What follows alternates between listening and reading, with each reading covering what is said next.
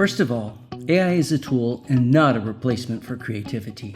We're going to use AI to boost productivity and support our story. The hardest part is creating the story: what, when, where, why, and who. The best place to start is with your own life. What is your interest? Did you do something memorable or have something strange happen to you? Whatever, it's all about storytelling. The hardest part of storytelling is creating a storyline and the narration. Start with the idea and think about how to make it flow in an interesting way. Narration and visuals tell the story. Voice, either yours or AI-generated voice, and a series of 5-second video clips. Create a folder on your computer and name it as per your short story title. Let's start by opening a basic text editor. Start with a title that would entice a person to play your story.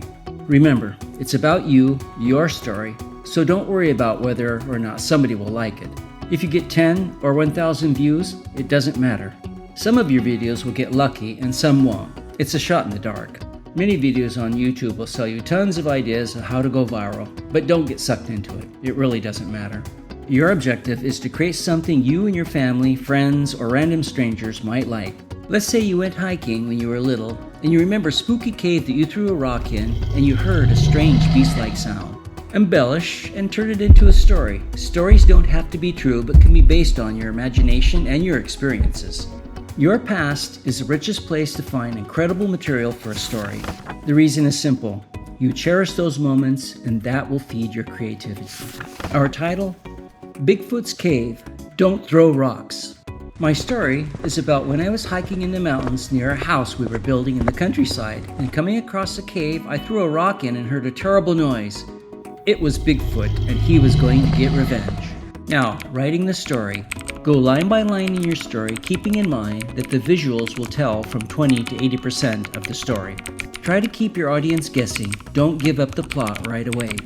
Make it so you lead them step by step to the very end. It's not easy, but over time you'll become very proficient. Okay, for the text. In your editor, each line is a 5-second scene. Why? Because you will make AI videos for each scene. Most AI video generators create 5-second scenes as a standard. It works out better that way. So what does that mean? Your narrative for each scene needs to be approximately 3 to 5 seconds. You might notice that Hollywood films switch scenes every 3 to 5 seconds, and at most 10 seconds for action scenes. This is because people have a very short attention span. The same will go true for your videos. Your starting section will set up the story. In our Bigfoot's Cave, we talk about building our house in a remote area where people talked about strange happenings. Keep in mind, your title has already set up the scene, but didn't give away what is going to be happening. Let's keep the short story between 60 and 120 seconds. The limit for a short on YouTube is 180 seconds.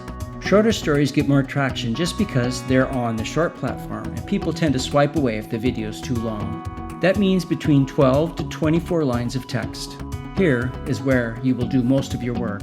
The hardest thing is to create a fascinating story in such a short time. Each line of text should be no longer than 5 seconds of narration. How to know? There are plenty of free text-to-speech calculators online. However, I discovered the best way is to use Audacity to record your voice line by line, saving each line as an MP3 file. When you do this, you can see exactly how long your narration is and make adjustments to either the text or to speed up your narration. Okay, about your narration. When you create a line of text, keep in mind what visual will be interesting to captivate the viewer. Remember, you don't need to describe what can easily be seen. Let the video do that. Narrate on things that can't be visualized, like your feelings, things you or others said. Avoid narrating on things that can be visually shown, like describing the scene or an action. Remember, this is a video story and not a storybook. Now, for the visuals and about video editing. There are more than 30 video generation sites and more than 100 image generation sites. AI tools I use, like DesGo for images, Halui AI and Pixaverse AI for video, and Pixabay for sound effects and music.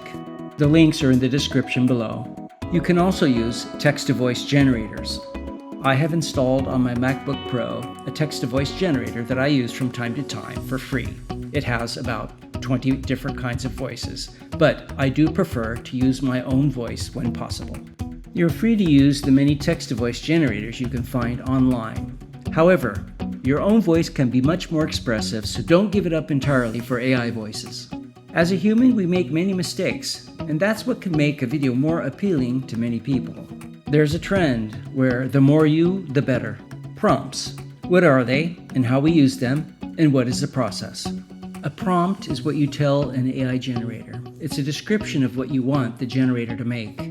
I follow a simple process that has worked out for me. I discovered that it is better to generate an image and then use that image to generate a video. The simple reason is that you'll spend a lot more time and money to get a video that fits your need if you're just trying to create a video from a description. By using the image to video, you can save a lot of time and money. We will get into the video editing shortly, but first, more importantly, the content. The starting scene that will have this title is very important because it will be what YouTube will be displaying to people when we upload and pick our video thumbnail. You might have to experiment a bit because the thumbnail is so important. This is your initial pitch. That image may determine if people watch or swipe away. Some things work and some don't. I can tell you that conventional wisdom does not always work. Use your gut feeling as to what you think would make you want to click and watch. So, in our Bigfoot's cave, we make an image of Bigfoot peering out of a cave. We go to Desgo or any other image generator. I like to use Pixar 3D style as it fits my kind of storytelling, so I always prefix my prompts with in the style of Pixar 3D. Then you do your best to describe the image in a way that the generator can understand what you want. I found this formula works the best for me. I describe the character or characters, the main objects, and then the background. Select between 5 and 10 numbers of images that will be generated and pick the best one. Now, cost is a consideration. Desgo is both free and cost-based, as are most image generators. The cost per image is normally minuscule in contrast to the time that you will be saving. Paid accounts give you more control and more images per generation. Video generation, on the other hand, is expensive and time-consuming, so it pays to get it right the first time. This is why it's better to use an image-to-video generator. I use Halo AI if I want more control over character and the overall process, or Pixaverse if I want speed. Most times, you can get acceptable performance from both as long as you're not too picky. Don't expect to get exactly what you want most of the time, but realize that the more detail you try to create in terms of action, the greater the variation of the results. This translates to more cost, as you will most likely not be too satisfied. Video generators seem to do better with prompts that involve camera movement and standard walking, running, and things of that nature. Try not to give complicated instructions, as they will disappoint you greatly. Okay, so now we have got audio and footage, and now we need an editor. I use Filmora Wondershare, and in the past I've used Final Cut Pro. The reason I use Filmora is for simplicity, quality, and speed of production. You can use whatever you fancy, but for the purposes of this tutorial, I'll use Filmora. It is important to set up your editor for portrait 9:16, as that is the shorts format. Now you will note that Filmora, that they have lots of auto generators that can do many different things for you. But don't, as you'll be disappointed as the quality is not quite there yet. Besides, it's mainly about your creativity and storytelling, and the video part just needs to be attractive and somewhat accurate. In 5 seconds, you can get away with a few mistakes. One of the issues of AI-generated videos is consistency. It is rare for clothing style and many other things to remain consistent. That's why you should use as much as possible the same image for 2 to 3 shots, but give different video prompts. Only in this manner you can obtain a certain amount of consistency. Okay, so you open Filmora with 9:16 video size portrait. From your media tab, open when needed or all at once. You import your audio, images, video, music, and sound effects. Drag down to the timeline your starting audio narration first, because if you use anything else and you remove them, you may end up deleting a lot of the work, as the initial timeline determines your video base. Normally, you don't change your audio narration, so that's the best base. Next, bring in your first 5-second video clip. It may be shorter or longer than your audio clip, no problem. You can adjust it by using the speed or cut tool. Some videos have parts you don't want, so you can clip them out and adjust the feed to fill the gap or to make them shorter.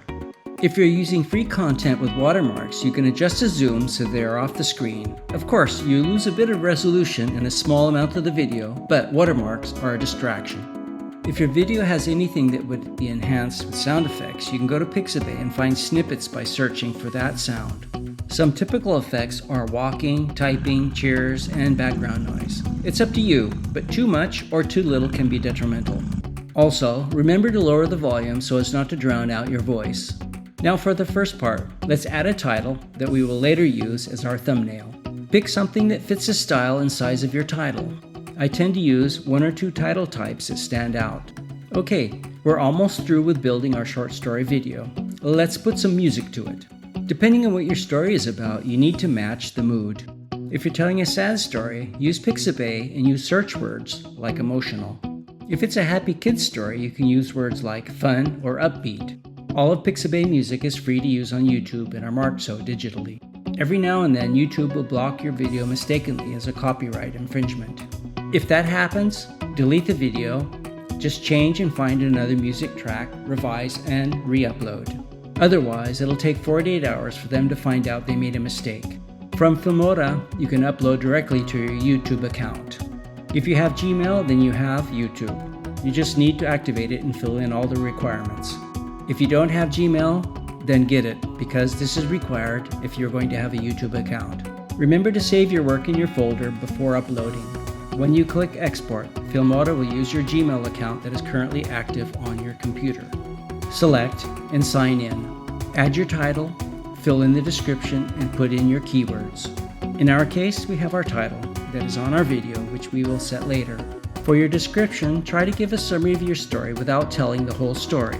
Maybe why this story is important, give clues as to why it's exciting, and should be played until the end. For your keywords, try to use keywords that may be used in user searches. Here, you can use ChatGPT by pasting your text and asking it to pull out 10 keywords that would be working well with YouTube. I don't know how valuable that is because I've always gotten mixed results. When you upload, make sure it is on private because we will be picking the thumbnail using our mobile before we make it public. You can only change the thumbnail on mobile. Now, when do you post your video? That all depends on where you think your audience is. Mornings between 7 and 9, noon between 12 and 1, and evenings between 6 and 9, starting from Thursday to Sunday. You can either schedule the post or post it physically at the time that you think it's going to be most effective. I hope this tutorial was beneficial and covered most of what you need to know to create your own video short stories. I'm sure you'll come up with many great ideas on how to improve short story videos, and I'd like to hear your ideas in the comment section. Thank you for listening, and please subscribe to my channel and enjoy some of my short story videos. Thank you.